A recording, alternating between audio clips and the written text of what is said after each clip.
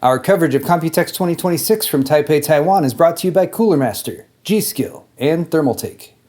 Hello my friends, welcome back to my Computex 2026 coverage. I'm visiting Phanteks because they have some pretty cool new stuff. Of course, Phanteks specializes in cases. They also have a lot of cooling, fans, AIOs. We're going to start with the EX5 and EX6 right here behind me. So if you guys watched my CES coverage, I went and visited CyberPower and they had a prototype of the EX, I believe it was the EX626. That was a prototype design at the time. The case design was by Phanteks. CyberPower was going to do a special edition pre-built computer inside of it. But Phanteks has now finished this design. They are ready to launch these cases. They're going to be available in July. And the simple way to describe these in terms of the model names is the EX5 is kind of your base level design. This is the one that's designed for system builders, so people who are building their own PC. This one's going to have a starting MSRP of $110, and this one has steel pretty much throughout, which includes these top pieces up here. The EX6 over here, meanwhile, is a slightly larger version. This one is also made for DIYers, which is why they've made some accommodations for like your AIO, so you can have the tubes come out right there and actually have perhaps a larger AIO over here. Because you can see there's a cutout out of the tempered glass right here. And this one has a base price of $159.99 or $160. They also have different versions of these that basically adds stuff like the EX5 Plus over here, which includes a custom AIO that's made by Phanteks, which allows them to get rid of the gaps or the bulge that would be right here otherwise, because they've made the tubing angle 90 degrees so it can feed right over here into the main chamber and right down to the CPU block. And that just shows sort of the minimal amount of tubing that you would need. And the price for this one again includes both the AIO and the case itself. We also have the EX5 Max over here, which still includes that AIO, but they've also added a 6-inch high-resolution screen, as you can see on display right there. But all these versions of the EX5 are going to ship with a fan, a single fan, and it's actually in an interesting spot. You can see it right through there, or if I flip it around, right behind that little intake panel, because that fan actually is acting as an intake, which is going to apply some positive pressure to this main chamber where your motherboard is, just to make sure that if any heat is making its way up there from the GPU chamber right here, that is going to get dispersed. And according to Phanteks' internal testing, which they have a chart for right over here, they took the EX5, they put it up against a competing chassis from a major case manufacturer. This is a glass enclosed chassis with 6 fans installed. And these are the temperature results. They actually had a big improvement for VRM and RAM cooling thanks to that active fan right behind them. Also a little bit of an improvement on the CPU, and then for the GPU temperatures, those were just a little bit higher, about 1 degree. So pretty impressive that this case with a single fan can have that kind of cooling performance. Again, if we're taking Phanteks' testing at face value, which I think is pretty legitimate. But part of the reason for that is that with these isolated chambers for things like the power supply, which is down at the bottom, and the GPU chamber, which is right here, which they've added a nice glass panel to, so you can actually get a nice look at your GPU as it's installed. But then they have this mesh, which covers both the bottom and the top of the GPU. So that means the GPU fans themselves are going to be sucking in nice cool air from right here. And the same applies to the AIO over here. That's going to be getting fresh air. They said they typically have the airflow moving that way. And I did ask about the dust filtration of this. This does act as a dust filter, and I was like, well, what happens when it gets dust on it? And basically you just give it a wipe off or maybe run a vacuum over it, and that's how you keep it clean. Back over here on the EX5 Plus, which has an entire system in it that's up and running, they demonstrated to me removing this cover for the GPU chamber. It just has 2 thumb screws that hold it in place, and then you can pop it off. And then one thing I thought was really nice is they're using the screw holes that are on the end of pretty much every GPU as a GPU support. And I've always thought, like, why do they have those screw holes on these GPUs and none of the case manufacturers seem to actually use them? Well, Phanteks is actually using them, and they say that's to keep the GPU nice and level, of course, but more importantly, for system integrators and anyone who might be moving a system around, it means that this chamber right here is super solid, and it means the GPU itself is super solid as well. So they were actually picking up the entire case just by holding onto this chamber here. I'm not going to demonstrate that for you because I don't want to break anything. I'm not Linus here. But it was pretty impressive in terms of both just the rigidity of the case overall and the fact that you can actually just lift the whole thing by this. They were doing that for demonstration, by the way. Generally speaking, it's not recommended to lift your entire case by the GPU housing. But there are the 2 recessed thumb screws on the back. They've also done some nice little touches, like a little Velcro strap right here to help manage the cables if you have them coming out back here. And then you can see the power supply mount down at the bottom. Another change that they made since we saw this case at CES is they did improve the LEDs along here. Before they had fewer LEDs and there were some hot spots in there. Now they have added more LEDs. I'm not sure exactly how many, but that just provides a nice smoother glow and transition between different colors. Moving back to the standard EX5, you can see they've put a little housing right here, and that is to provide some accommodation for an AIO that might be installed here, since this is made for DIYers and doesn't come with an AIO pre-installed. It just gives you a little bit more space at the top of your AIO in order to turn that corner and then run over here to get into the main chamber where your CPU is. One more look at the EX6 over here, and again, this is the one that's designed for DIYers with the two pop-outs here so you can run your AIO tubes. And here's an example build with the EX6. So you can see how that tubing would work.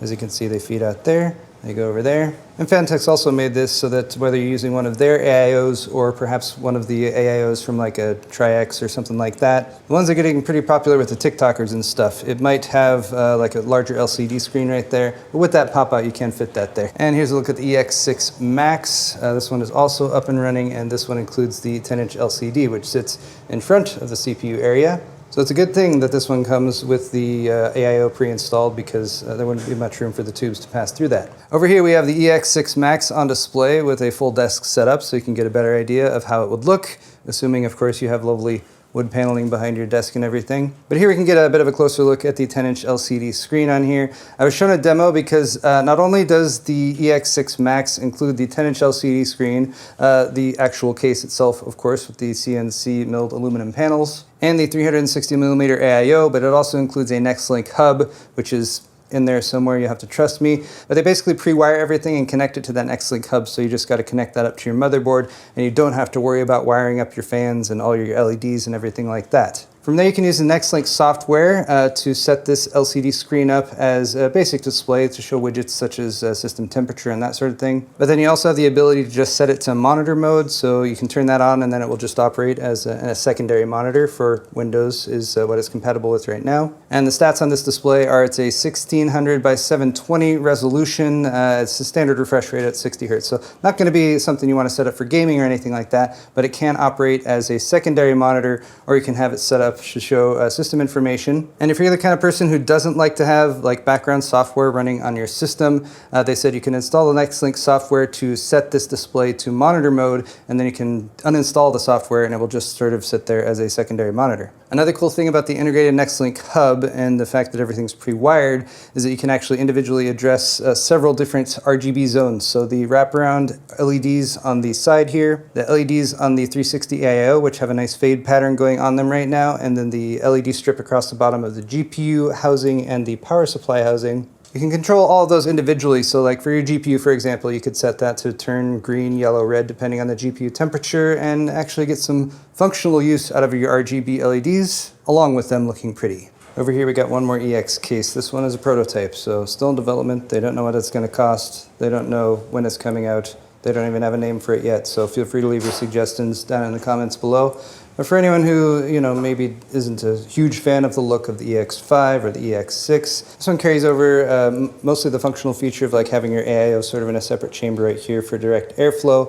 But you've also still got a pretty sizable tempered glass panel here that wraps around, so they've got an angle on it. That'd be the housing for your main motherboard, and then your GPU would sit down here at the bottom. The whole show for Computex this year, I'm trying to acknowledge that there's a PC hardware shortage going on right now. Therefore, people aren't always like building new PCs at the moment. So for companies like Phanteks, the ability to give people at least a little bit more wiggle room with their PC building budget is something that they're encouraging. So for that, we have two new products. We got the XT series of cases over here. Those are going to feature some new fans though, so I want to start there. These are the X30 fans. We actually saw these last year, and they did not launch because Phanteks was like, no, they're not perfect yet, and we want to make them perfect, or as perfect as they can be. So we got the X30 as well as the AMP GN power supply down here. This is a 1200 watt power supply that they're working on. 80 plus platinum rated. It's going to have dual 12V2x6 connectors with the two color plugs so that you can plug that all in all the way before it melts. This might be coming out in like Q4, but they're still a little shaky on that, so no promises. But let's talk about the fans. So we have these single frame fans, which include the RGB LEDs. That makes it really easy to plug in and actually have RGB LED control. It also means you can do some cool effects on their RGB LEDs because it knows that there's three fans that are all connected together using the same set of LEDs. We're expecting these to launch in Q4. The 120 millimeter version right here is going to be $20. The 240 millimeter version is going to be $40. The 360 is going to be $60. And then there's going to be a sort of combo kit with the 360 that includes a Nextlink hub. They're including these also in the max versions of the EX5 and EX6. But the 360 fan plus that is going to be $70 when it comes out. Okay, getting back to budget cases. I have used the Phanteks XT Pro many times, and I've recommended it many times because it is a solid budget case. It gets the job done, includes fans. And continuing that tradition, we have the XT-M5 series over here. The XT-M3 is already out. That's a micro ATX chassis. For the M5, they've made it just a little bit taller to support full-size ATX motherboards, but it has pretty much the same footprint in terms of desk size down at the bottom. This is going to come in a few different versions, the mesh version and the tempered glass version. But price, I forgot price. That's the big selling point of these cases. It's $70, $69.99 for either the mesh version right here that, again, focuses on airflow.